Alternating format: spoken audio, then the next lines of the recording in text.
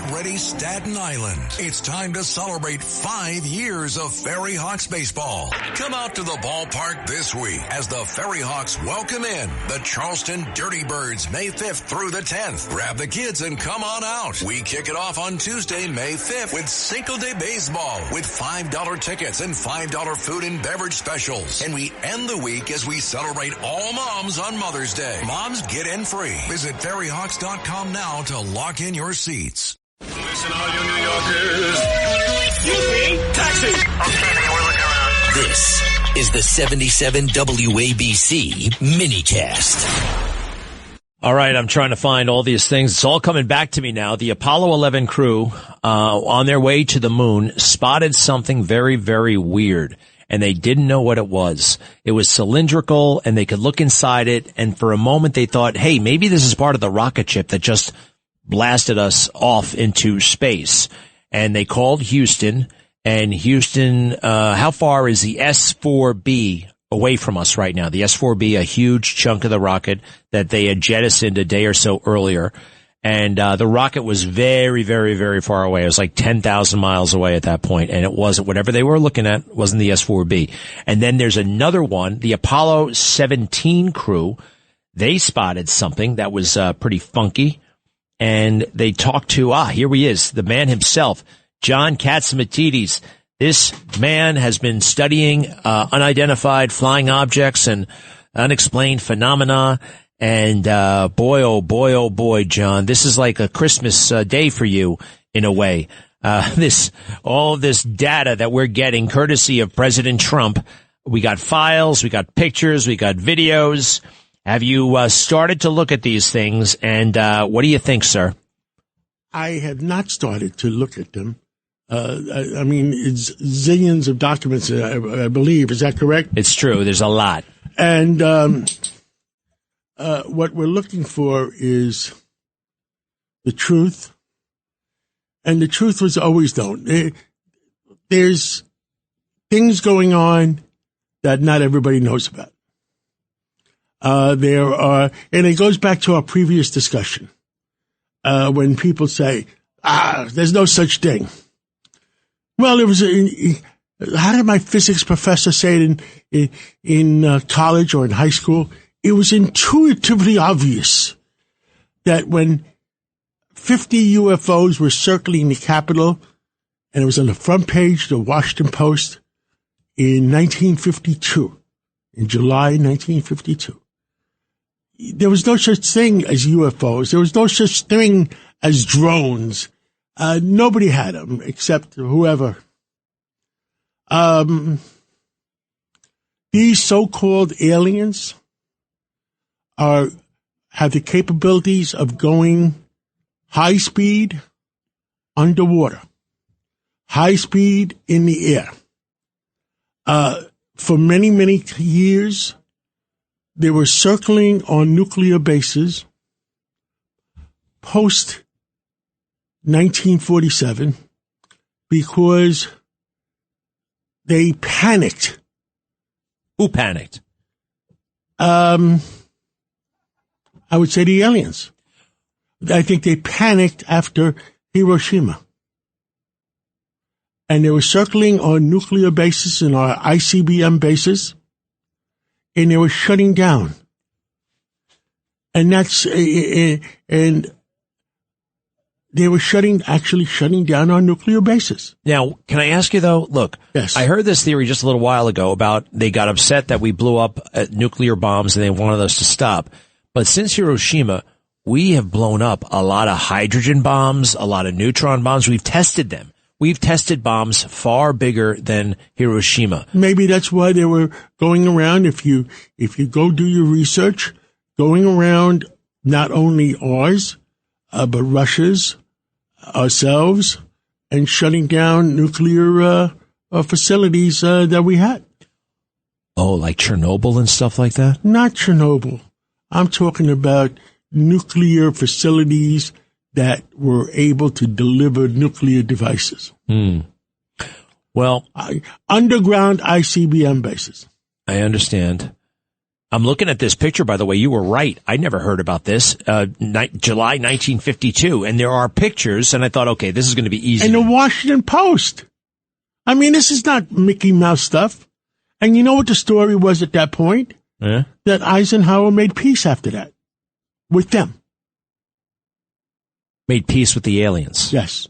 And that's why they didn't do that again. Wow. Is that a wow? That is a wow. But this stuff has been going on for 70, 80 years. And President Trump, they never told all this stuff to President Trump. Because they don't like him They never told Trump 45. Right. Because they just didn't want to tell him. And the last person, it was President Eisenhower set up what they called, there was a group of 12 people, that were, Dulles was one of them. The other one was, President Bush, 41. He was on there. He was one of the original guys on there. And what was this group for? To oversee possibly the whatever you want to call them, aliens. And I'm not talking about aliens from Mexico. What about the thing? I hear you. And the other thing that I know about, or I shouldn't say I know, is there's underground bases and there's underwater bases. Did Richard Nixon show Jackie Gleason the alien bodies? Is that true? I wasn't there. I don't know. You can't say everything you know either, can you? I can't say everything I know. How about that, everybody? I happen to know something about John that I can't say because he is, there are many ways to serve your country. Let's just leave it at that. Many ways. Well, John, I wasn't one of those 12. You weren't one of those 12, no. But you were very, very useful to our government. You'll be taking in this information. I guess it's going to be old hat. Some of this to you. One of the reasons they say, and I can't verify, that, what was it? That on the Oswald matter. Yes. Well, we'll talk about it another day. You see? I'm telling you, man, this guy knows. Well, I know you probably have a security clearance and all those kinds of things, but I will tell everybody what I just found on the internet, and there is, no kidding, pictures that I have never seen before. And on the front page of the Washington Post. At 11:40 p.m. on Saturday, July 19th, 1952, Edward Nugent, an air traffic controller at Washington National Airport, spotted 7 objects on his radar. The objects were located 15 miles southwest of the city. No known aircraft were in the area. Nugent's superior, Harry Barnes, a senior air traffic controller at the airport, watched the objects on Nugent's radar. He later wrote, "We knew immediately that a very strange situation existed. Their movements were completely radical compared to those of ordinary aircraft. Barnes had 2 controllers check Nugent's radar. They found that it was working normally. Barnes then called National Airport's other radar center. A controller there, Howard Coughlin, told Barnes he also had seen these objects on his radar scope. Furthermore, Coughlin said that by looking out the control tower window, he could see one of the objects, a bright orange light. I can't tell what's behind it. At this point, other objects appeared on their radar scope, and they moved over the White House and the United States Capitol. Barnes called Andrews Air Force Base, located 10 miles from National Airport. Although Andrews reported that they had no unusual objects on their radar, an airman soon called the base's control tower to report the sighting of a strange object." And it goes on like this, and this is a no-joke thing, and I am looking at these. How can something like this receive so little attention? I mean, maybe in UFO circles Isn't it that has. strange that there's so little attention and nobody's ever taught about it, and the Washington Post never took it off their website. Isn't that strange? It is strange, but it's also strange. If I wanted to hide things, if I was president of the United States, I'd send over some of my people and say to the Washington Post, take it off your website. You know, they have something called information operations. They know how to fool us. And sometimes you fool us by hiding in plain sight. You put things in plain sight. Folks, I have to revisit all of my assumptions on this. John Catsimatidis, we thank you very, very much. There is a cornucopia, if you will, of new documents courtesy of President Trump. Hey, he really delivered. Before you go, there's a lot more to come. I mean, in terms of this stuff. And he is limited to what he's going to be allowed to put out. The president will not be allowed. The president will not be allowed to put it out. He is limited, and he's putting out enough to satisfy the people that he's put it out. Oh, no, man. This is very worrisome to me. It's worrisome. The truth is the truth. President Kennedy was going to put it out. You see what happened to him? Oh, boy. No, boy. I feel like I have reached the new plateau, John. Seriously. It is horrible, some of the things happening in our government, whether it was the 1960s or the 1950s or 1960s, 1970s. Or 2 weeks ago at the Washington Hilton. Something is rotten. And they used to say Denmark. I think the new thing was going to be something is rotten in Washington. Well, you know what? We got to work hard. We got to tell the truth, and we need the help of God.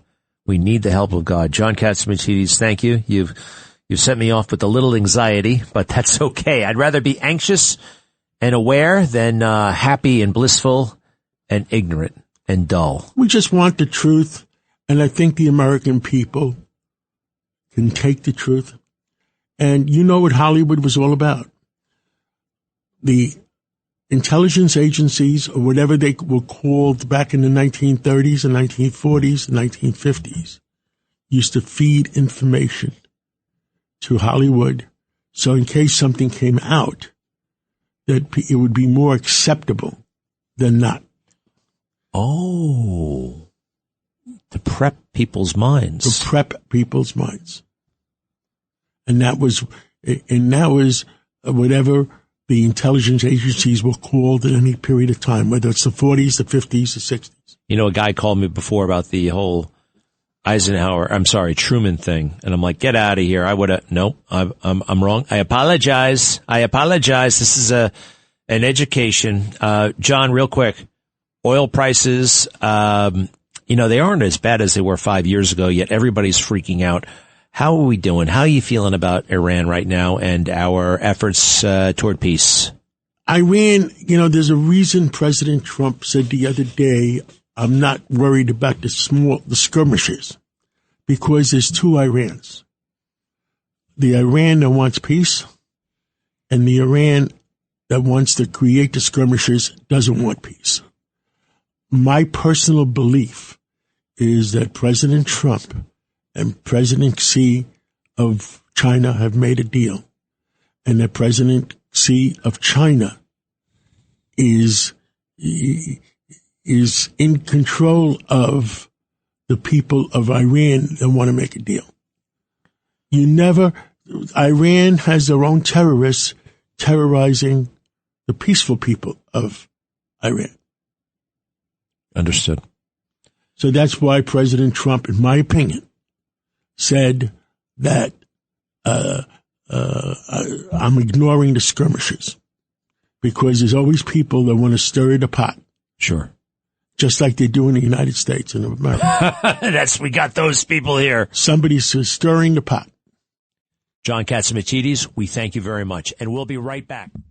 Roger Stone here. Every day you wait, your money loses value, but gold and silver don't follow those same rules. American Sovereign Bullion gives you access to a nationwide wholesaler network, helping you secure aggressive pricing on real physical metals. Call 844-272-2428 now to get your free gold and silver guide to learn how to protect your wealth with physical gold and silver, delivered right to your door or with a gold IRA. Visit ASBGold.com. That's ASBGold.com for your free gold and silver guide today.